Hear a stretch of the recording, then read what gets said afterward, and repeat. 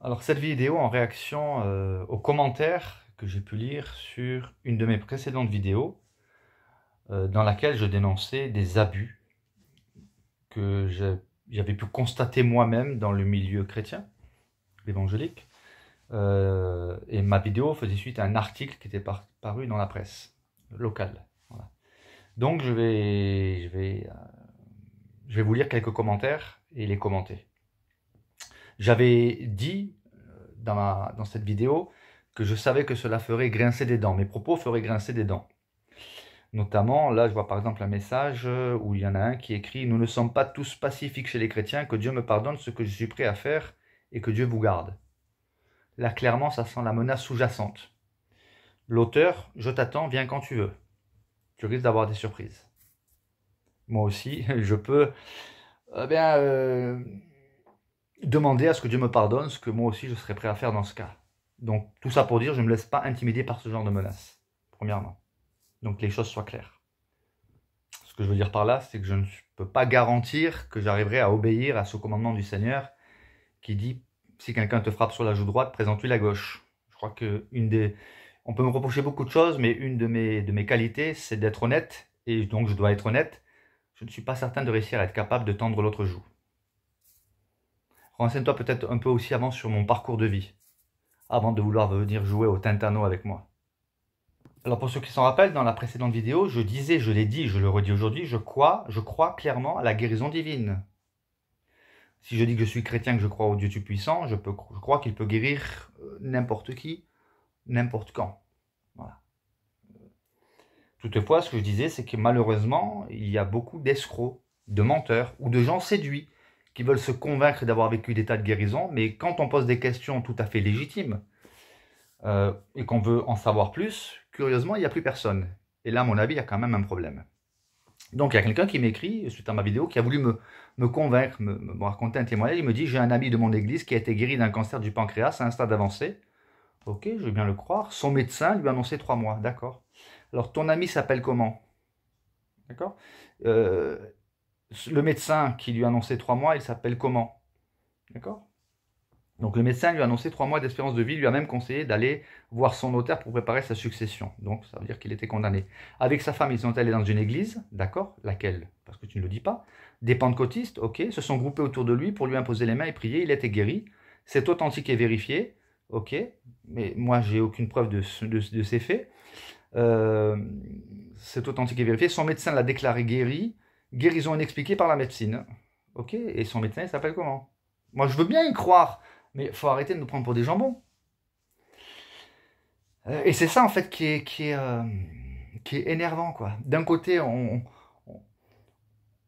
certains se plaignent de l'incrédulité des gens à qui on parle de notre foi, mais en même temps, les gens, je veux dire, chacun vient avec sa petite histoire. Il y a plein de gens qui ont plein de miracles à raconter, hein.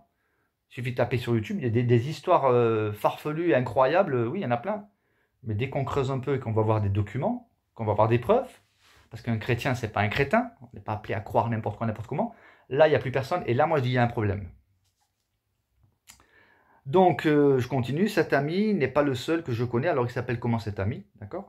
Cet ami n'est pas le seul que je connais qui a été guéri. Une amie de mon ancienne église avait une tumeur, ok, elle s'appelle comment cette amie? Au cerveau, qui a disparu, d'accord? Quelle preuve? Quel document? J'ai plusieurs exemples, même si les guérisons sont loin d'être aussi abondantes qu'au temps où Jésus a marché sur la terre, elles continuent d'arriver et sont un puissant témoignage. Là, je dis Amen.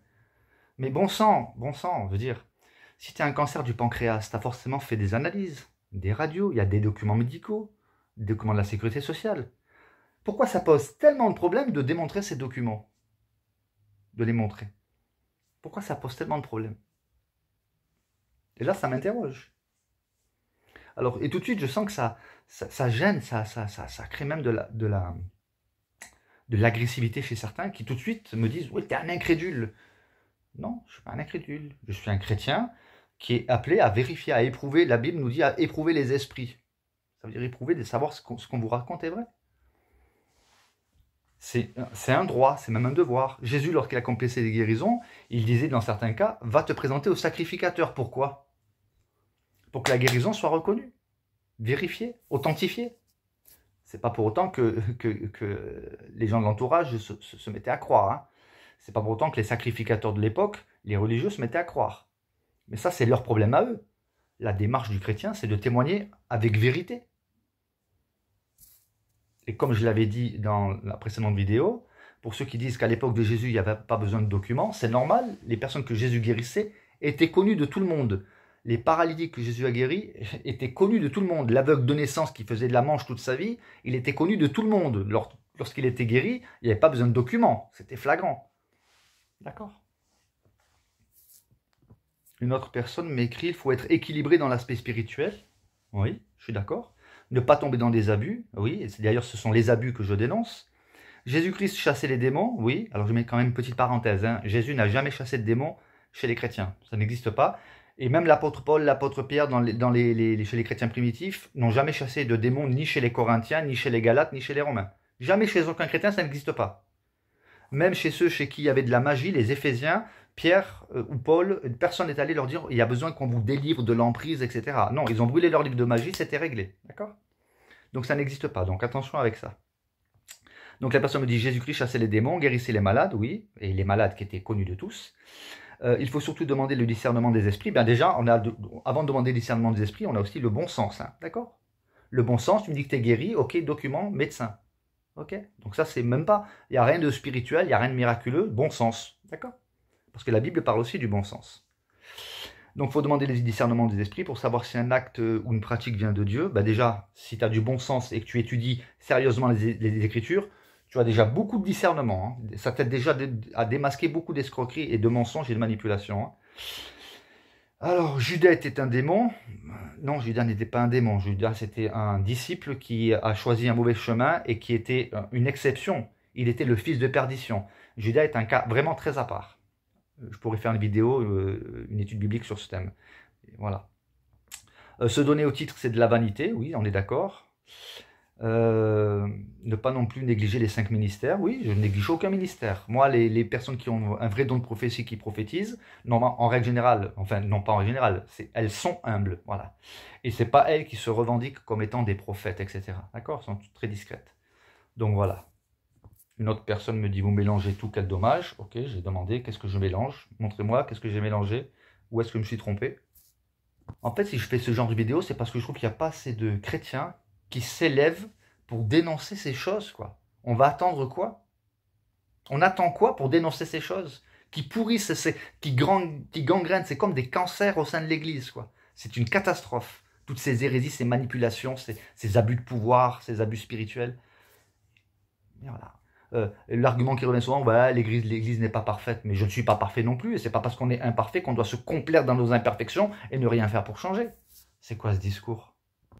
Et alors là, un message de quelqu'un qui me dit « Eh bien mon ami, je ne te connais pas, sur certains points tu as raison de la bêtise des évangéliques, mais si tu veux voir des guérisons de tes yeux, je te propose de venir avec moi lorsque je vais en mission par exemple à Madagascar, ou autre. Alors tu pourras juger de toi-même si guérison il y a ou pas. » Alors cet argument-là, déjà ça fait 30 ans, parce que ça fait plus de 30 ans que je suis chrétien, c'est déjà un argument que j'entendais. Et d'ailleurs souvent, j'entendais des témoignages, oui en Afrique il y a plein de miracles, à Madagascar, à tel pays, voilà. C'est toujours aux 4 coins du monde, mais proche de chez nous, tous ceux qui nous entouraient, pour qui on priait, sont morts.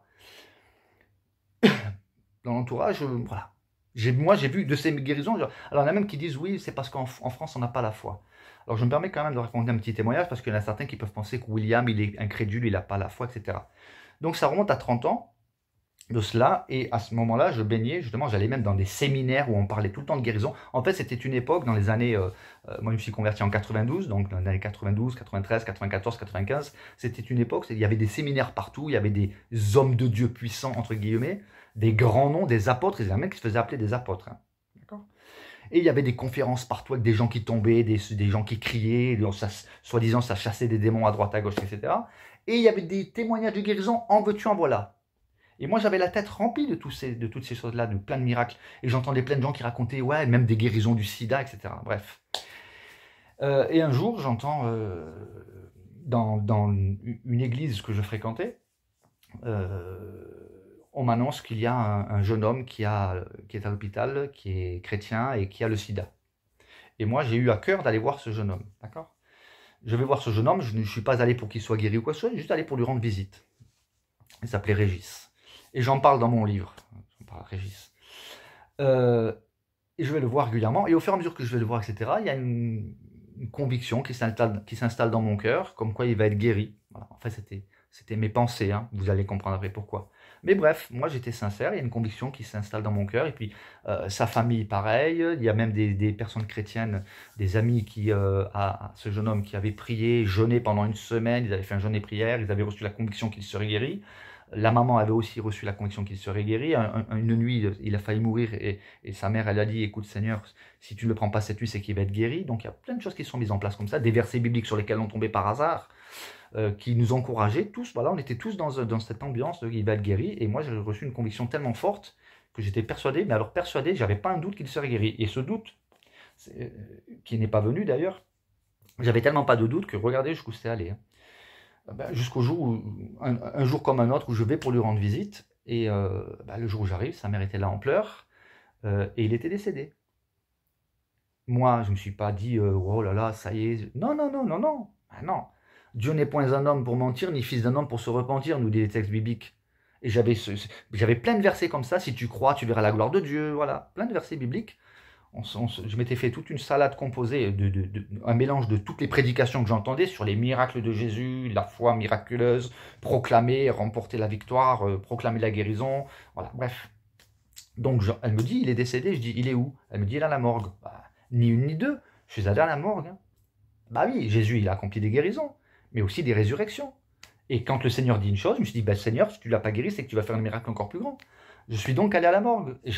Alors, je tiens à préciser quand même que je n'avais jamais vu un mort de ma vie. Hein. D'accord? Donc, c'était la première fois que j'allais voir un mort, mais j'étais tellement rempli de cette foi, de cette conviction, que j'y suis allé. Moi, j'ai pris Dieu au mot, j'ai pris la Bible en littéral, et toutes les prédications qui résonnaient dans ma tête, je me suis dit, voilà, le Seigneur va accomplir un grand miracle.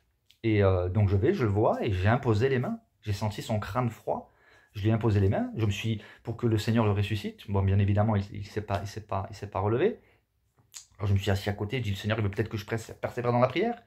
Et j'ai prié pendant, je ne sais pas, j'ai pas compté pendant combien de temps j'ai prié. J'ai prié. À un moment donné, j'ai dû me rendre à l'évidence. J'ai dit, bon. Ah ben non, je ne me suis pas rendu à l'évidence. Je me suis dit, bon, c'est pas maintenant. Le Seigneur va peut-être faire un plus grand miracle. C'est allé loin quand même. Hein. Le Seigneur va le ressusciter le jour de l'enterrement. Ça sera un grand miracle devant tout le monde, toute la famille. Parce que le Seigneur il ne ment pas, il ne va pas nous induire en erreur, le Seigneur.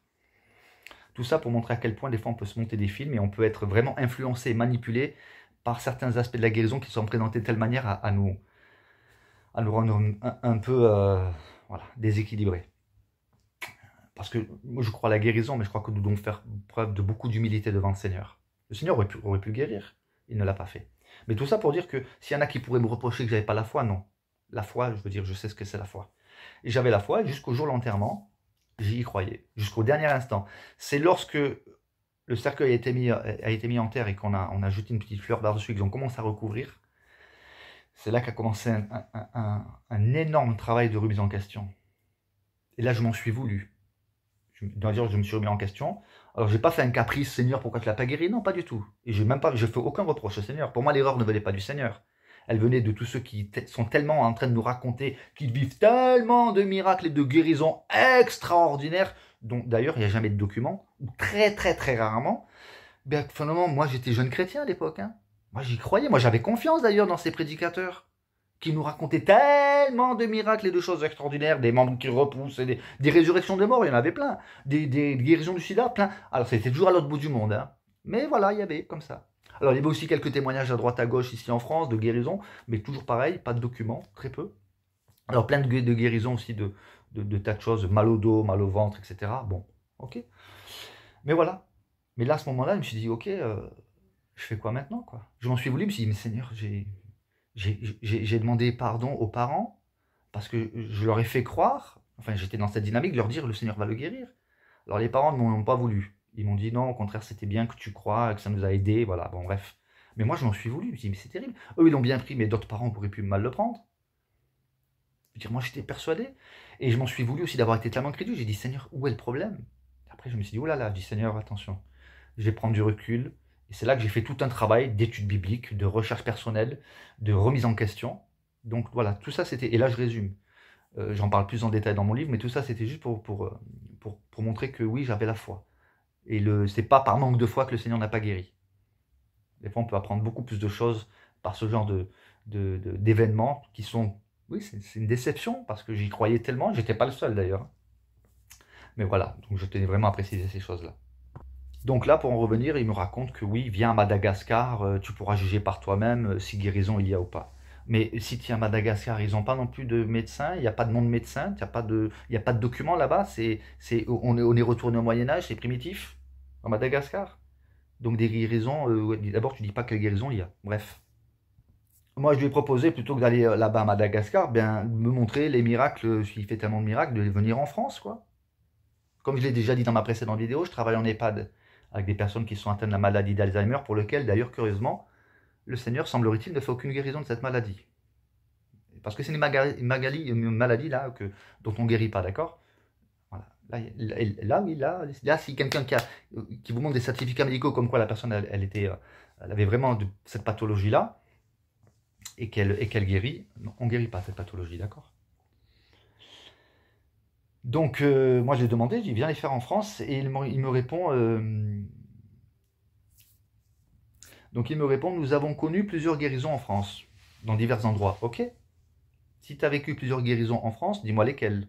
Où, quand, comment. Dans divers endroits, c'est très vague. Où, quel endroit? Mais tu dis ne pas en avoir vu. Si j'en ai vu, alors je vais vous dire, j'ai le souvenir d'un témoignage vidéo que j'avais vu en cassette vidéo, VHS, donc ça date. Hein. Et là, il y avait le nom de la femme, Thérèse Rucard. Depuis, j'ai fait des recherches, je n'ai plus trouvé, ça n'a pas été sauvegardé de manière numérique. Mais voilà, j'ai vu la vidéo, elle s'appelait Thérèse Rucard, elle avait une maladie qui s'appelait le syndrome de la queue de cheval. C'était une maladie, elle était paralysée et on ne guérit pas de ça. Elle a témoigné, dans la vidéo on voyait son médecin qui n'est pas chrétien, qui n'est pas croyant, qui a témoigné, il a dit ça on ne guérit pas, pour moi c'est vraiment un miracle. Quoi. Elle nous a montré les documents de la sécurité sociale. Donc oui, j'ai déjà vu, je sais que ça existe. Mais on est loin, ce genre de témoignage-là, ça devrait être généralisé. Quand on a un témoignage tellement puissant à la gloire de Dieu, ça devrait devenir la norme. Donc je continue, il me dit, nous on a vécu plusieurs miracles en France, de divers endroits, mais tu me dis ne pas en avoir vu, que ce soit ici ou ailleurs, une guérison reste une guérison. Oui, je ne dis pas le contraire, c'est le même Dieu qui opère, entièrement d'accord avec toi. Ici, la forme est différente parce qu'il y a une bonne médecine, et tant mieux, ok. Mais la médecine, elle ne guérit pas le cancer du pancréas ou les cancers du poumon en phase terminale. Enfin, il y a plein de maladies, Alzheimer, Parkinson, voilà. Les maladies qui n'ont pas de guérison, on n'en manque pas. Mais dans les pays pauvres, les gens n'ont pas d'argent, donc Dieu agit différemment. Ok, mais même dans les pays pauvres, on doit être en mesure de témoigner de manière crédible et vérifiable. Je connais des pasteurs qui s'opposaient... Alors attention, parce que maintenant, ça passe à la menace. Et ça j'ai horreur de ça. Je connais des pasteurs qui s'opposaient farouchement à la guérison. Alors, je précise, parce que tu sembles peut-être ne pas avoir compris, je ne m'oppose pas à la guérison. Je m'oppose aux charlatans. Je m'oppose aussi aux gens qui sont séduits, parce que j'ose croire et je veux croire que tous ceux qui racontent un peu des balivernes ne sont pas que des gens tordus. Je pense qu'il y a des personnes qui, comme moi à l'époque, ont été séduits, parce que moi je me faisais aussi le perroquet. Hein. J'ai eu ma période perroquet où je racontais à des gens autour de moi, oui, Jésus il fait des miracles. Ah bon, comment? Oui, il fait plein de miracles en Afrique, etc. Des paralytiques guéris dans d'autres pays, oui. Et des gens de mon entourage me disaient, oui, d'accord, mais bon, moi, tes guérisons dans les autres pays, bon, c'est bien, mais moi, j'aurais besoin de guérisons dans ma propre vie ou dans ma famille. Et là, je ne savais plus trop quoi répondre. Hein. Donc, alors, je précise, donc, je ne m'oppose pas à la guérison, je ne suis pas opposé à la guérison divine. Mais je suis opposé à ceux qui nous prennent pour des imbéciles. Voilà. Ceux qui abusent de la crédulité des chrétiens. Vous nous racontez tout le temps de vos super miracles, arrêtez de parler et montrez-les, de manière crédible et vérifiable. Donc, vous allez voir où en vient la menace. Hein. Je connais des pasteurs qui s'opposaient farouchement à la guérison. Aujourd'hui, ils sont malades. Okay. Demain, tu peux tomber malade. N'importe qui peut tomber malade, homme de Dieu ou pas homme de Dieu, que tu marches avec le Seigneur fidèlement ou pas. Élisée était un puissant homme de Dieu, j'aimerais bien avoir l'onction qu'il avait. Il est mort de maladie. D'accord. Timothée, il avait des problèmes d'estomac. D'accord. Paul, il dit, j'ai laissé Trophime malade à Milet, dans la ville de Milet. Donc le fait d'être malade, ça ne veut pas dire que c'est un jugement de Dieu. D'accord. On peut tomber malade parce qu'il y a des virus, parce qu'il y a des microbes, parce qu'on nous empoisonne à longueur de journée. Hein. On est empoisonné de tous les côtés, je veux dire. Donc attention à ce que tu dis. D'accord. Donc la menace, elle est sous-jacente. Je connais des pasteurs qui s'opposaient farouchement à la guérison. Aujourd'hui, ils sont malades. Okay, donc il va me faire passer un message. Ils ne parlent plus de la même façon. Hein. Donc prends garde à toi, mon ami. c'est un conseil. Alors moi, je vais te donner un conseil, viens me le dire en face.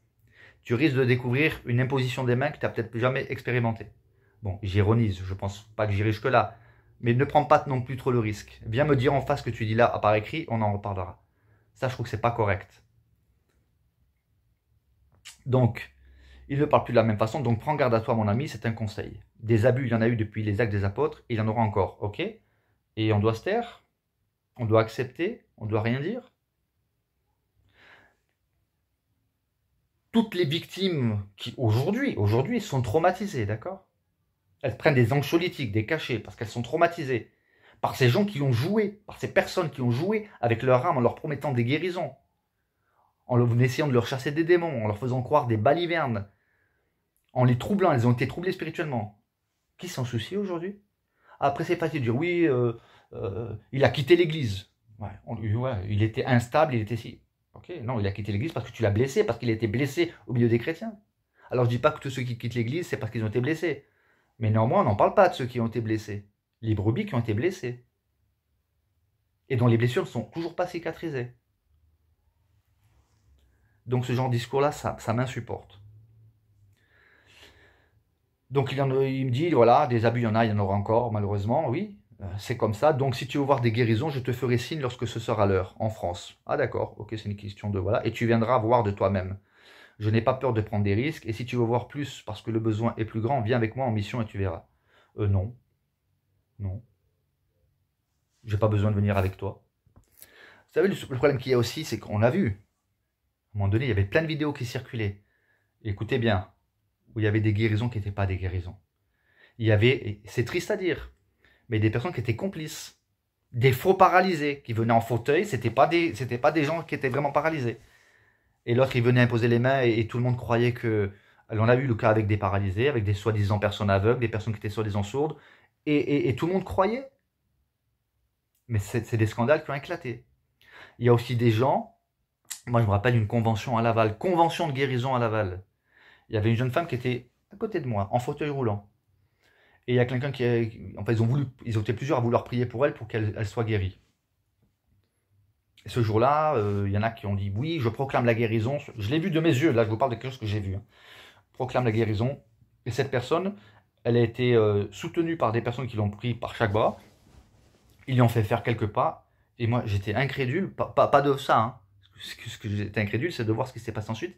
C'est que tout le monde levait les mains au ciel comme s'il venait y avoir d'un grand miracle. Comme si elle venait de marcher. Un miracle semblable à ce qu'on voit dans la Bible. Or, cette personne-là, elle a fait quelques pas, soutenue par des personnes qui la portaient. Elle a fait 3 pas, ils l'ont réassise dans le fauteuil. Et toutes les personnes qui étaient, enfin une grande majorité de personnes qui étaient autour, criaient Alléluia au miracle. Quelques semaines après cette convention, j'étais de retour, j'ai demandé des nouvelles de cette jeune femme. Elle était décédée entre-temps. Ben, ça, on en parle. Oui, mais ça fait tâche, pourquoi en parler? Parce qu'il faut en parler, parce qu'on doit être honnête. On doit annoncer des vraies guérisons quand il y en a, mais on n'est pas là pour encourager ce genre de... Ça, c'est de l'abus spirituel, c'est de la manipulation. Et il y a des personnes qui, certainement, ont continué de raconter qu'elles avaient vu un miracle dans cette convention à Laval. Alors que la personne, d'abord, elle n'a jamais marché. Elle a fait quelques pas soutenus par des personnes. Et en plus, elle est décédée quelques temps après. On est loin des guérisons que le Seigneur opérait quand même, il faut être honnête. Donc voilà. Un autre m'écrit, cher monsieur, vous voulez un témoignage de guérison? J'en ai un, avec document à l'appui, avec respect, sincèrement, si vous étiez véritablement chrétien, vous ne tiendrez pas ce genre de propos. Alors la personne me dit qu'elle a un témoignage avec document, ben je lui ai écrit, hein, nos soucis, je suis preneur, fournissez les noms, prénoms, lieux, dates et documents. Voilà. J'attends la réponse. Mais voilà quoi, je veux dire. Alors qui pourrait se dire oui, tu as des blessures dans ta vie, tu as un esprit de critique. Voilà, j'entends déjà, hein, tu es très critique, ici et là. Regardez ma chaîne YouTube. La grande majorité de mes partages, ce sont des prédications, des parties d'échecs. D'ailleurs, il y a énormément de choses à apprendre sur le plan spirituel avec le jeu d'échecs. J'ai déjà fait une prédication là-dessus. Je passe pas mon temps à dénoncer ces choses-là. Mais en tant que chrétien, et c'est suite à cet article qui est paru dans le journal, où justement, suite à ça, j'ai vu des réactions de gens qui voulaient oh là là, on parle encore de nous, etc. Non, dans le journal, il y avait des choses qui étaient vraies. Et il faut les dire. Je crois que c'est un devoir de chrétien. Et du coup, c'est à partir de là que je me suis dit, il faut quand même que je fasse une vidéo pour expliquer ce que moi j'ai vu, que c'est pas faux. Tout ce qu'il y a dans le journal, bien sûr, il y a des choses qui sont à charge, des fois il raconte n'importe quoi. Mais ce qui est vrai, il faut le reconnaître. Il faut dire oui, c'est vrai. Et je me suis dit, voilà l'occasion peut-être aussi de sensibiliser les frères et sœurs chrétiens dans la foi. Nous voulons, une grande partie d'entre nous, hein, nous témoignons, nous essayons d'être des témoins, de parler du Seigneur, et vous en avez d'autres qui continuent à faire des catastrophes, et nous, on ne devrait rien dire. Ben non. Donc, j'espère que c'est clair. Alors, il y en a aussi qui commentent les vidéos sans avoir écouté la vidéo en entier, c'est pas correct, quoi. Parce que finalement, si vous auriez écouté la vidéo, vous ne m'auriez pas prêté des propos qui ne sont pas les miens. Donc, je le dis, je le redis encore, quitte à me répéter. Je suis chrétien, je crois à la puissance du Saint-Esprit, je crois à la puissance du Seigneur, je crois qu'il est capable d'accomplir des miracles extraordinaires. Ah oui, du coup, ça me fait penser à une chose. Pour ceux qui douteraient, qui diraient oui, tu n'as pas la foi, tu n'as pas fait l'expérience avec Dieu. Ok, j'ai vécu 10 ans, écoutez bien, 10 ans en travaillant sans aucun salaire pour le Seigneur, avec une association qu'on a créée avec mon épouse, une association d'aide gratuite pour les personnes âgées. Pour cette association, nous n'avons, écoutez bien, jamais fait aucun appel d'argent. Pour mes besoins personnels, je travaille pour le Seigneur, je n'ai jamais fait aucun appel d'argent, ni direct ni indirect. J'ai le témoignage, j'ai un journal dans lequel tout est écrit. Je me suis, en fait, ça pourrait faire, je ne vais pas me lancer maintenant à expliquer ça dans le détail, mais si vous regardez ma chaîne YouTube, il y a des vidéos où j'explique tout ça, où j'explique des expériences que j'ai vécues concrètes avec le Seigneur. Suite à mon burn-out, ça remonte en 2011, j'ai reçu un appel du Seigneur pour le servir auprès des personnes âgées, et pendant 10 ans, j'étais appelé à le servir pendant cette période-là, sans aucun salaire, suite à la lecture que j'avais faite du livre de George Muller. Voilà. Je verrai si je peux mettre le lien dans la description des vidéos où je témoigne de ça, où je raconte un peu cette aventure. Mais voilà, pour ceux qui pensent que j'ai pas la foi, j'ai vécu des choses avec le Seigneur concernant la pourvoyance que je ne croirais pas si je ne les avais pas vécues.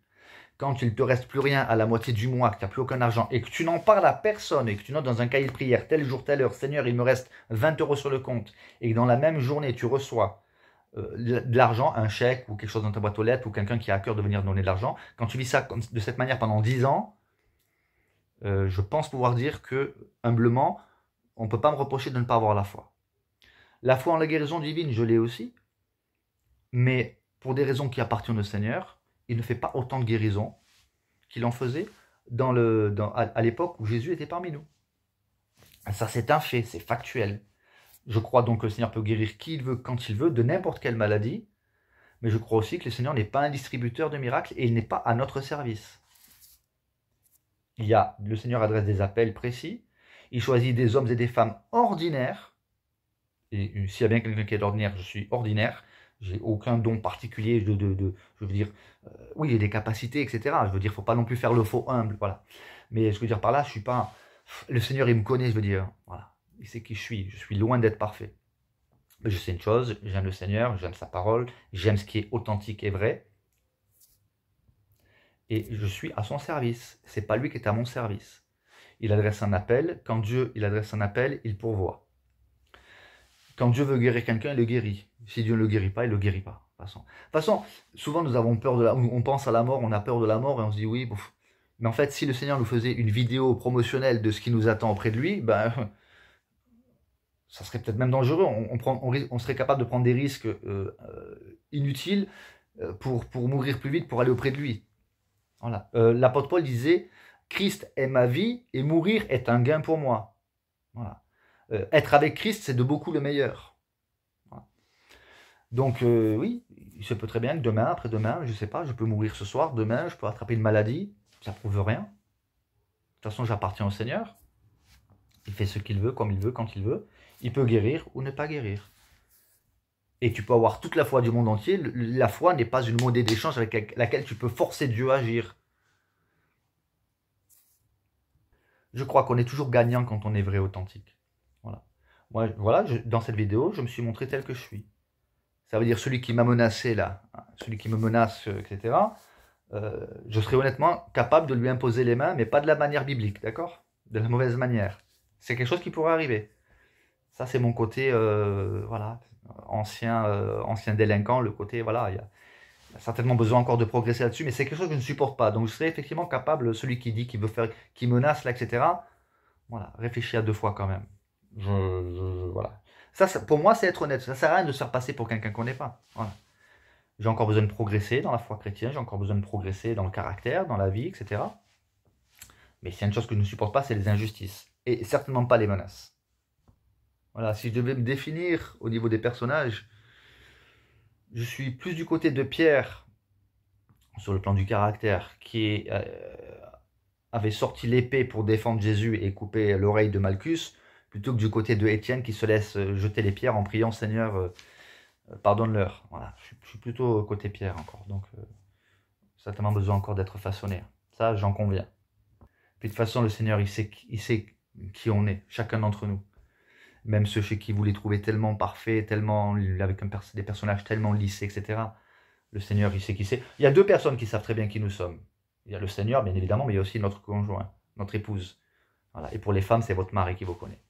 Donc on peut tromper les gens, mais le Seigneur, il sait qui on est, et les conjoints aussi. Donc voilà, alors dans les prochains temps, je ferai des vidéos où je continuerai d'annoncer l'évangile, de témoigner de la grâce de Dieu, parce que ce n'est pas parce que nous les humains, nous les chrétiens, nous sommes pas toujours des témoignages à la gloire de Dieu, que ça enlève toute crédibilité au Seigneur lui-même et à la véracité de l'évangile. D'accord ? Ce sont deux choses différentes. Cependant, ce n'est pas parce que nous sommes imparfaits que nous devons nous complaire dans nos imperfections. Donc voilà, je ne vais pas faire plus long. Pour conclure, ne m'écrivez, s'il vous plaît, ne m'écrivez plus de commentaires comme quoi j'ai vécu des guérisons, je connais des personnes. Non. Si vous voulez, vous m'écrivez, donnez les coordonnées, on se contacte par Messenger, via Facebook. Et là, voilà, je suis ouvert. Moi, je serai prêt demain à faire une vidéo dans laquelle, ou même plusieurs séries de vidéos, avec des témoignages crédibles, vérifiables, documents à l'appui. À la gloire de Dieu, alléluia. Mais arrêtez de venir avec des j'ai vécu ci, et viens avec moi dans tel pays, etc. Faut arrêter.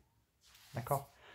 Pour moi, c'est la meilleure manière de servir le Seigneur avec, avec transparence.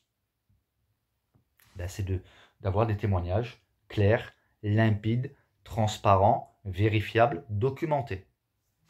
Voilà. Alors, comme toujours, je suis persuadé qu'une fois que j'aurai appuyé sur le bouton stop de la vidéo, je me dirai mince, j'ai oublié de dire ça, j'ai oublié de nuancer ce propos, j'ai oublié de préciser cela. Merci d'en tenir compte. Cette vidéo, elle est à l'image de l'auteur de cette vidéo, c'est-à-dire qu'elle est imparfaite. Que le Seigneur vous bénisse. Gloire à Jésus, gloire au Père et au Saint-Esprit. Amen.